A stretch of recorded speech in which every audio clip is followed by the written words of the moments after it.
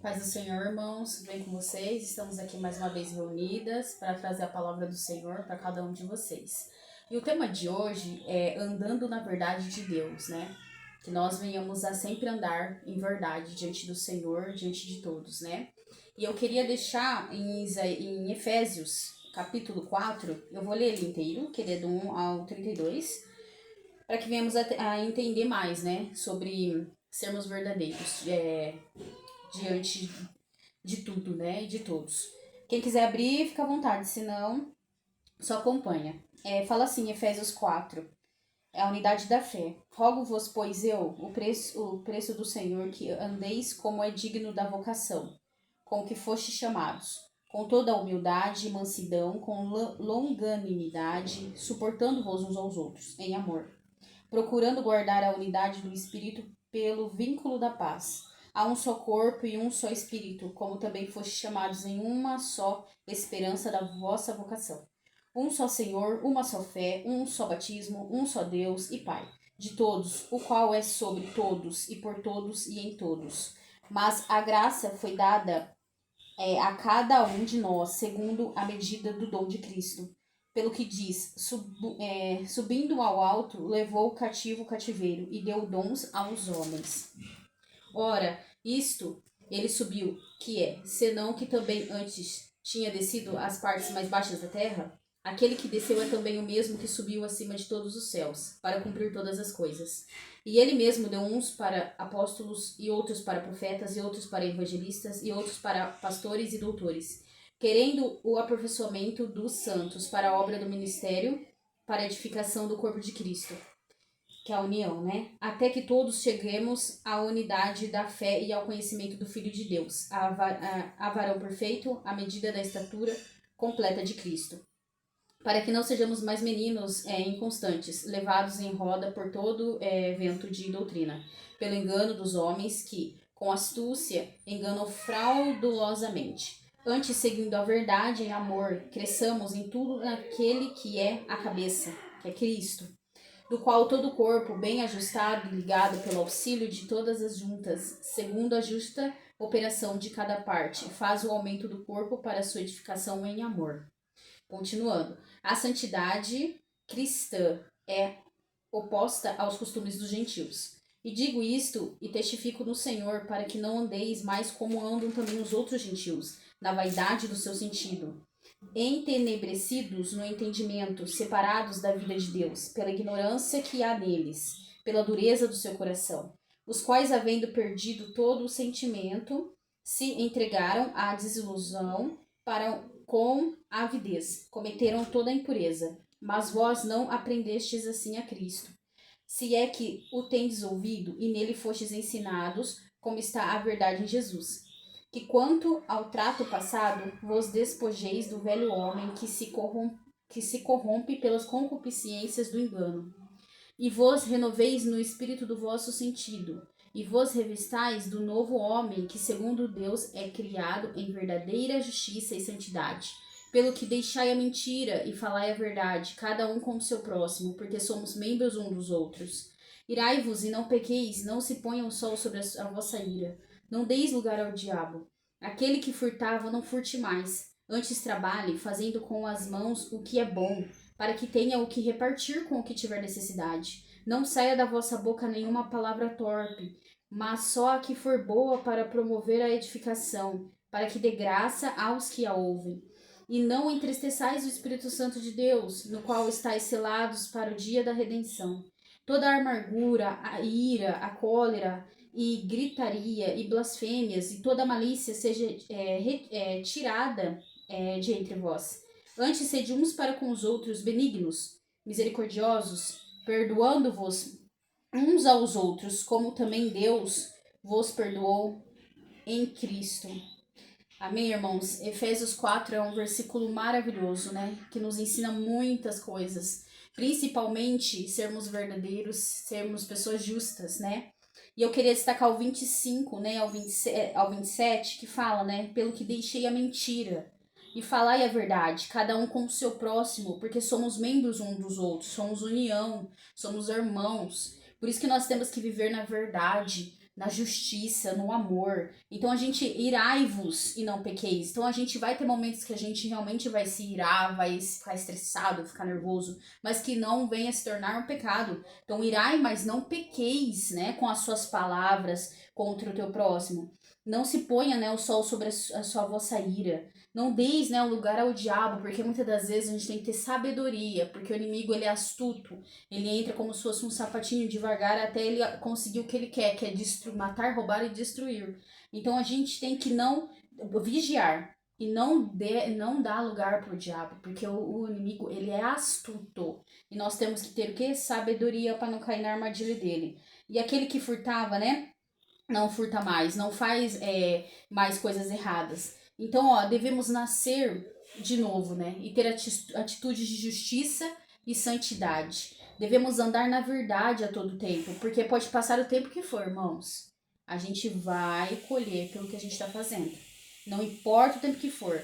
E sempre a verdade ela vai aparecer. Então você pode enganar, pode ver da maneira que você quiser. Uma hora você vai cair, a casa vai cair, tudo vai ser revelado. Então a verdade, irmão, sempre vai prevalecer.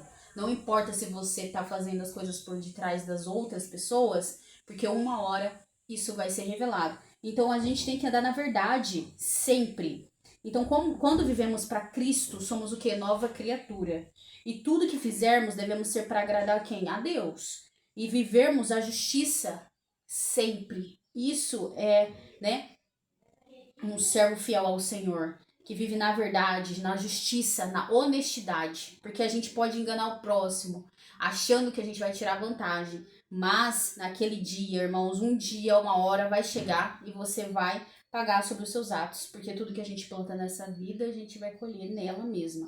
Então, queria também deixar o versículo 29, né, que fala assim, de destaque: não saia da vossa boca nenhuma palavra torpe, mas só que for boa, né, para promover a edificação. Então a nossa palavra da nossa boca, ela tem que fazer o quê? Edificar o próximo. O que é edificar? Você dá palavras de amor, palavras de ânimo, palavras positivas, palavras que incentivam. Então isso que tem que sair das nossas bocas, por isso que a gente tem que vigiar a nossa língua, porque a gente fala demais.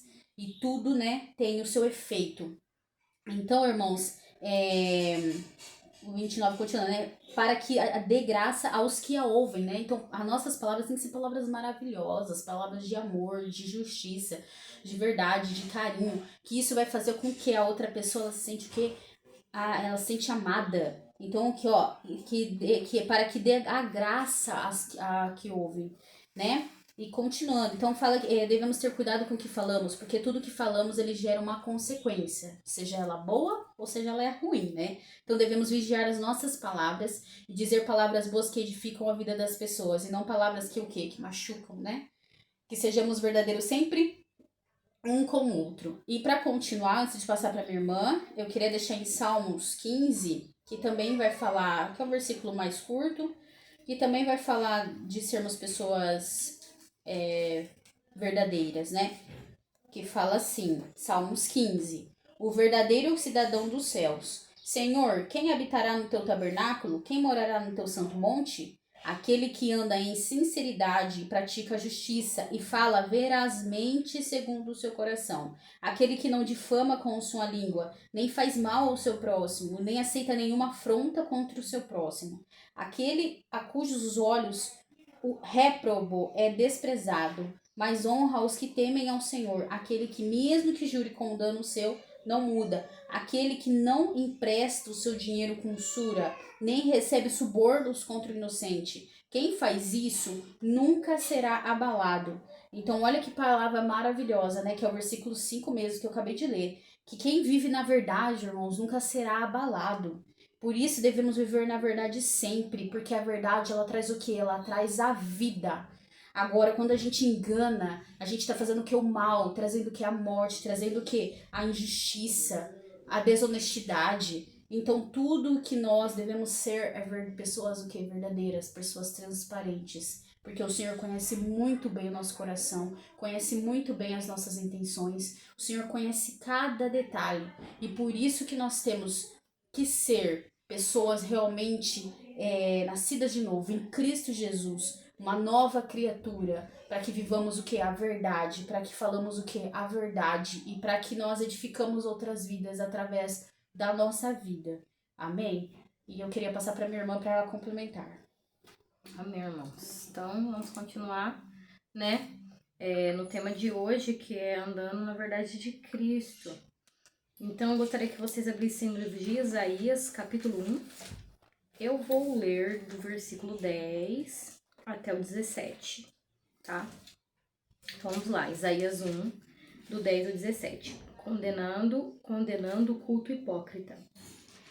Ouve a palavra do Senhor, vós, príncipes de Sodoma. Prestai ouvidos à lei de nosso Deus, vós, povo de Gomorra. De que me serve a minha multidão de vossos sacrifícios? Diz o Senhor.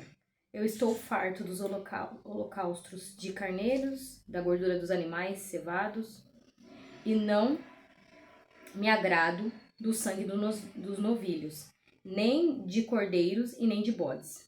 Quando vindes para comparecerdes perante mim, quem vos requereu o só pisardes em meu átrio?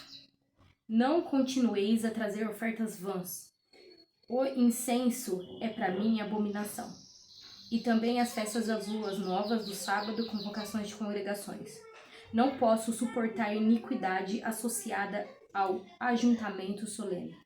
As vossas festas de lua nova e a vossa solenidade, a minha alma as aborrece. Já me são pesadas e eu estou cansado de as sofrer. Pelo que quando estendeis as mãos, escondo de vós os olhos. Sim, quando multiplicai as vossas orações, não as ouço, porque a vossa mão está cheia de sangue. Levai-vos, lavai-vos, purificai-vos, tirai a maldade dos vossos atos e diante dos meus olhos. Cessai de fazer o mal, aprendei a fazer o bem, atendei à justiça, repreendei o opressor, defendei o direito do órfão, pleiteai as causas das viúvas. Então, aqui, irmãos, né? Aqui Deus está falando que nós temos que agir conforme a vontade de Deus. Nós temos que agir na verdadeira religião. Nós não podemos mais brincar de ser crentes, viver uma vida dúbia. O que significa? Viver em duplicidade, porque Deus não divide a glória dele com ninguém, irmãos. Então nós temos que tomar uma posição como cristãos. Nós temos que ou estar na contramão do mundo ou estar no mundo. Nós não podemos viver uma vida dupla. Não podemos fingir que estamos com Cristo, porque nós estamos só nos enganando, porque Deus ninguém engana, porque Deus é onipotente, onisciente, onipresente, Ele sonda os nossos corações até o íntimo da nossa alma para dar a cada um conforme o seu proceder. Então, nós estamos enganando a nós mesmos e as outras, mas Deus nós não estamos enganando. Deus, Ele quer que nós tenhamos uma posição como cristãos, que nós tenhamos uma vida de verdade com Cristo, que nós venhamos a praticar justiça, venhamos ser pessoas que realmente dê frutos do Espírito, não frutos que desagradem a Deus. Nós temos, irmãos, já passou da hora de tomarmos uma decisão, entendeu? E a hora é essa, porque nós não sabemos nem o dia nem a hora que nós vamos partir daqui e que Jesus vai voltar, irmãos, entendeu? Porque Cristo, ele vai voltar como... ele vai ser uma surpresa para aquele que não está preparado, irmãos, entendeu? Ele não vai... Cristo, ele fala que nós temos que nos preparar. É igual a parábola que Jesus, ele lê lá das 10 virgens, das 5 loucas e as 5... sábias. As 10 virgens, elas são quem, irmãos? Não são as pessoas que estão na igreja e as pessoas que estão no mundo. Não são, irmãos. As 10 virgens são as pessoas que estão na igreja. Só que tem uma diferença, irmãos. Tem aqueles que estão ali esperando a vinda de Cristo, se preparando, e tem uns que estão vivendo como se Jesus não fosse voltar mais. Tá com o pé na igreja, mas tá com o pé no mundo. Essas são as 5 loucas. Entendeu, irmãos? Não, a palavra de Deus não é para aquela pessoa que está no mundo, não. A palavra de Deus é para quem está na igreja. Para nós que somos cristãos. Por isso que a palavra de Deus é uma espada de dois gumes. Do mesmo jeito que ela vem, ela vai, irmãos.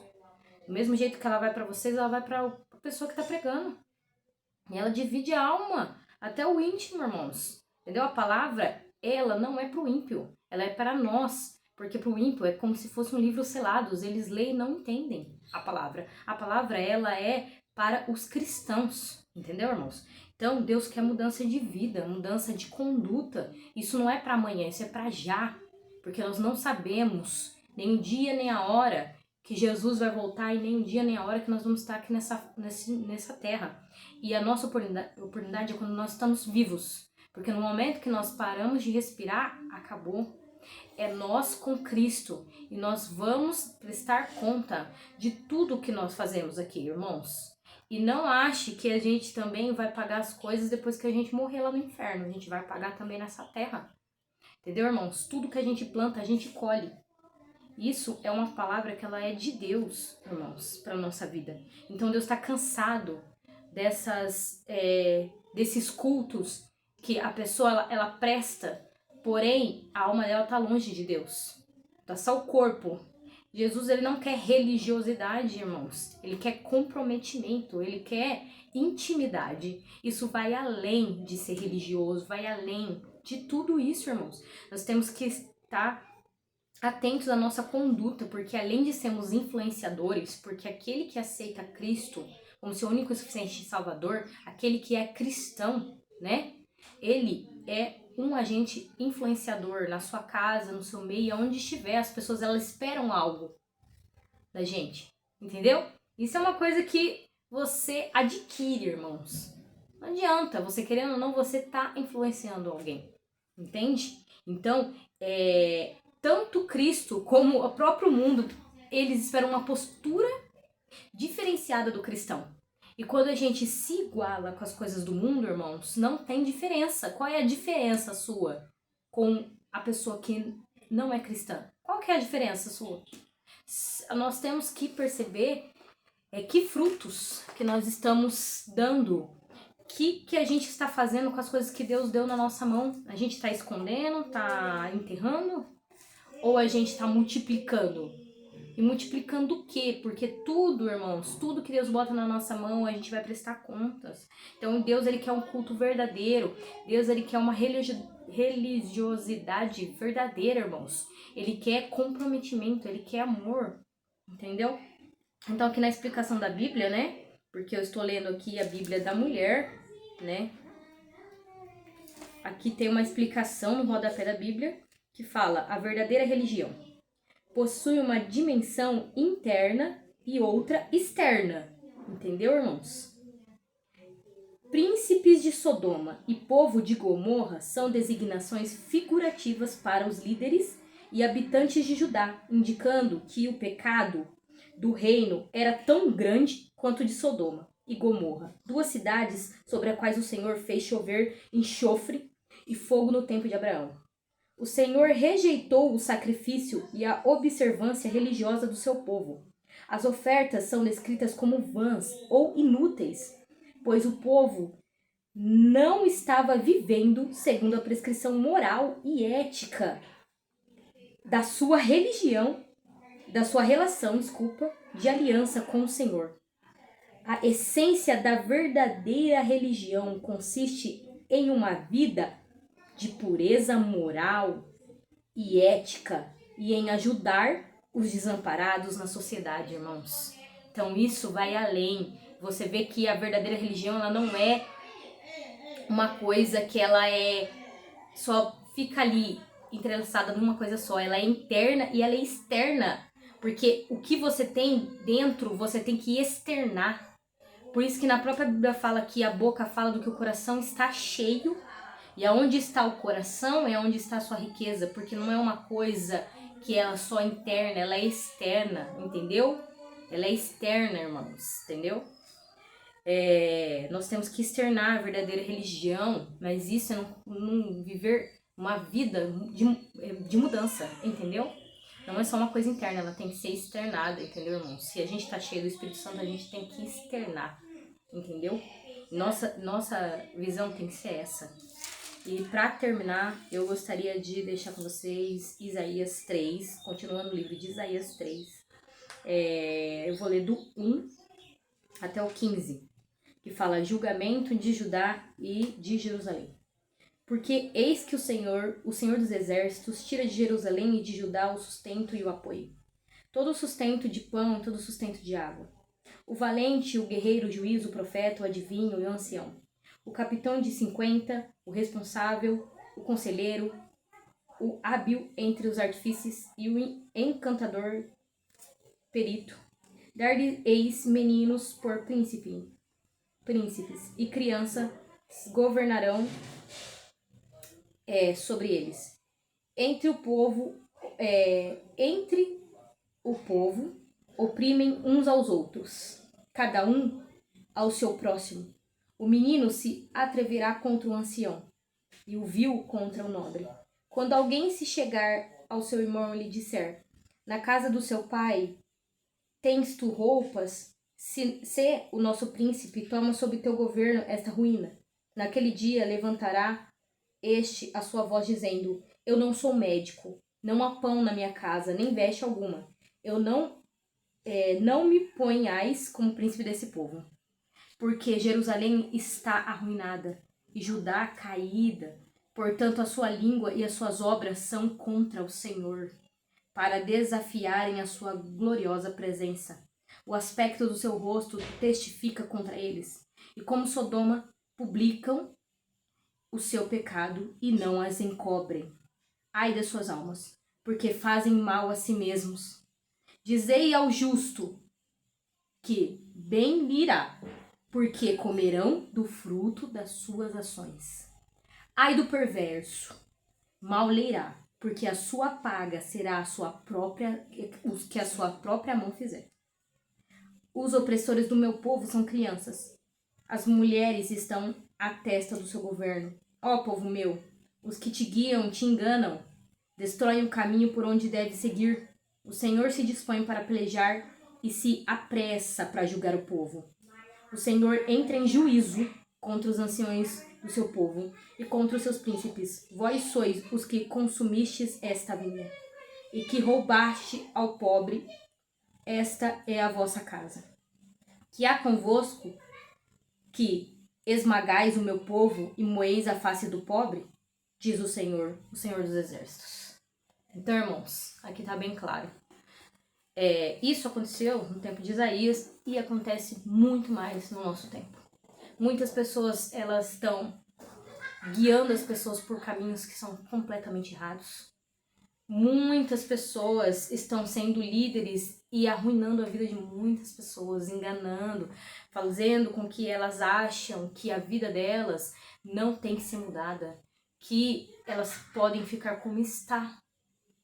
Mas não é isso que Jesus fala. Jesus fala, vem como estás, mas não vai permanecer como está. Porque aonde Jesus passa, a mudança de vida, a transformação no ambiente. Então não tem como a pessoa ela ter Cristo na vida dela e continuar como ela está. Tanto que Jesus ele fala lá para Nicodemos que ele tinha que nascer de novo. Você tem que nascer de novo, irmão.